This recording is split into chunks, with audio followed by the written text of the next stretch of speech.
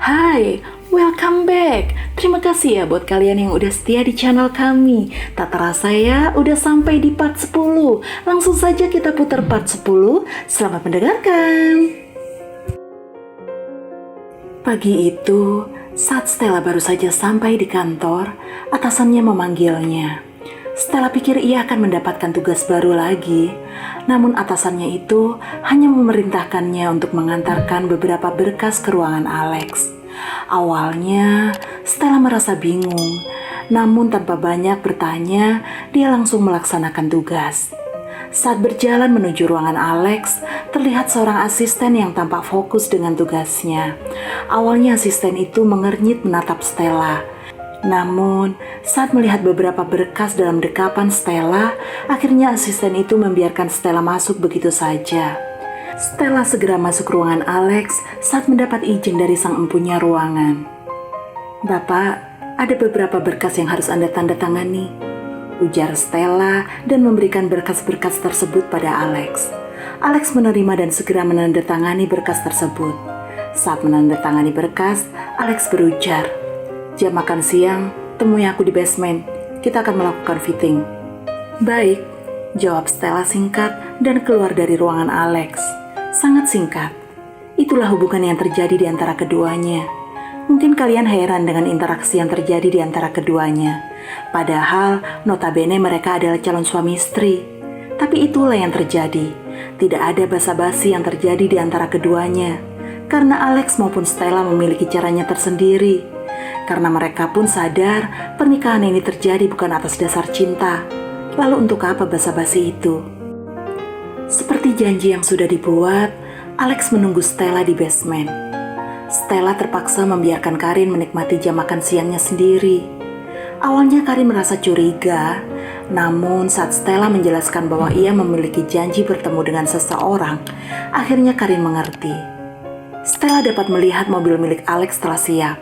Ia menoleh ke arah kanan dan kiri untuk memastikan bahwa tidak akan ada yang melihatnya saat ia memasuki mobil milik Alex. Saat berada di dalam mobil, hanya ada keheningan yang kembali menyelimuti mereka berdua. Selalu saja berakhir seperti ini, dan mobil melaju meninggalkan tempat. Setelah beberapa lama berada di dalam mobil, akhirnya Stella berusaha membuka percakapan bersama Alex. "Apa tidak apa-apa kita melakukan fitting di hadapan publik?" tanya Stella tetap menghadap ke arah depan. "Tidak apa, aku sudah mengaturnya," jawab Alex tanpa menoleh. Dan keadaan kembali hening setelah jawaban Alex.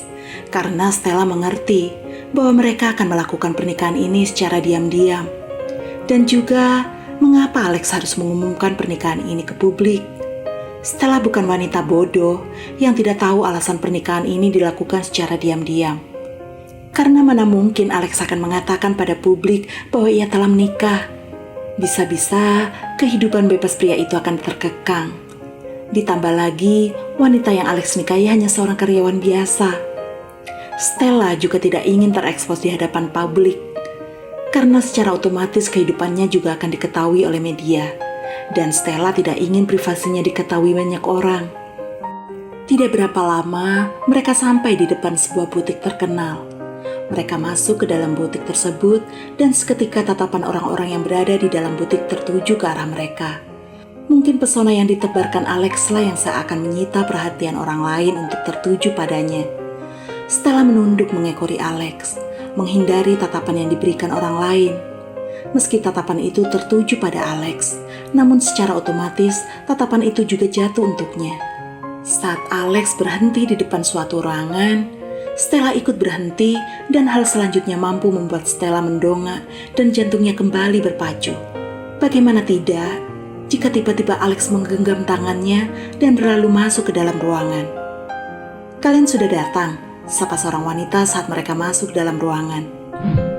"Tunjukkan saja bajunya," ujar Alex seakan tidak peduli pada sapaan wanita itu. "Kau seberuntung apa mendapatkan wanita secantik ini?"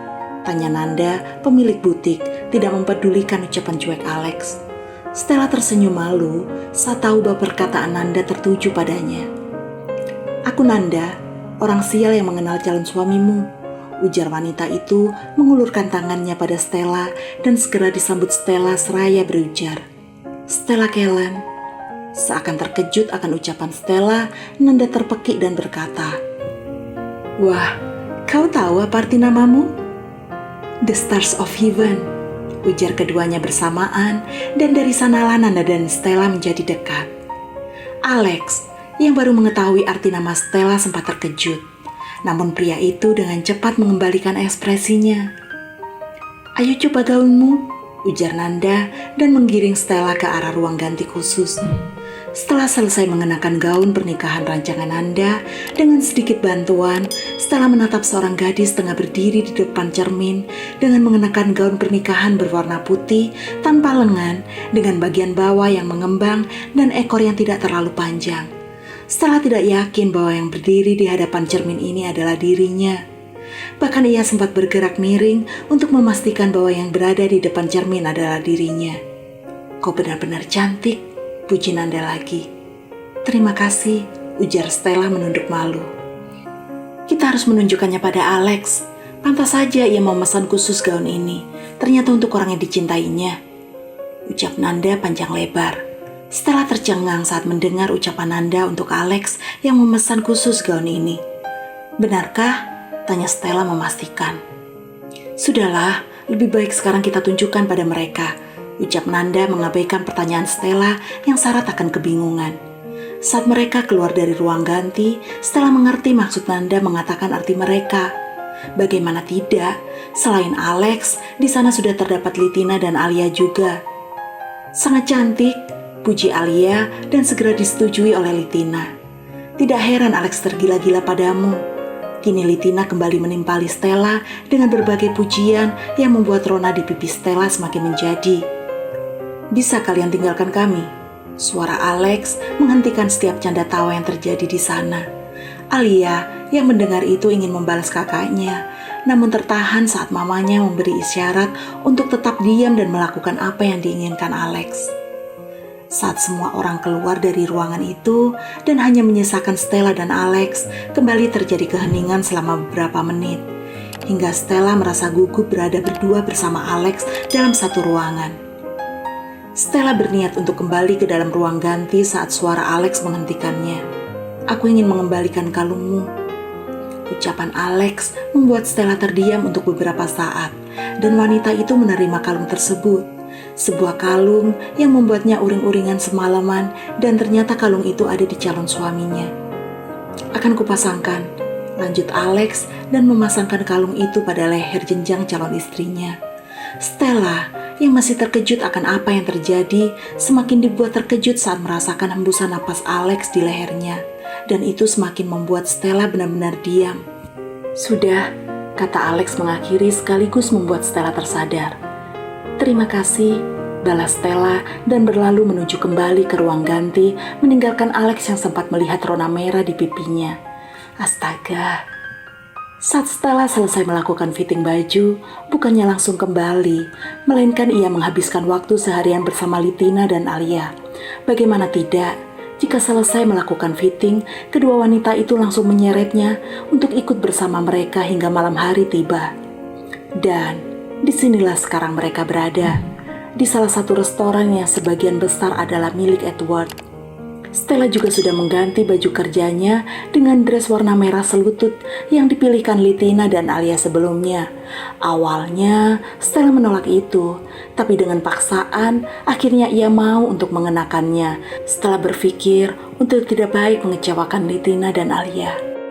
Setelah beberapa menit duduk di salah satu meja di restoran tersebut, suara derap langkah mendekat menyita perhatian Stella. Dan di sana ada dua orang pria berbeda generasi mendekat ke arah mereka.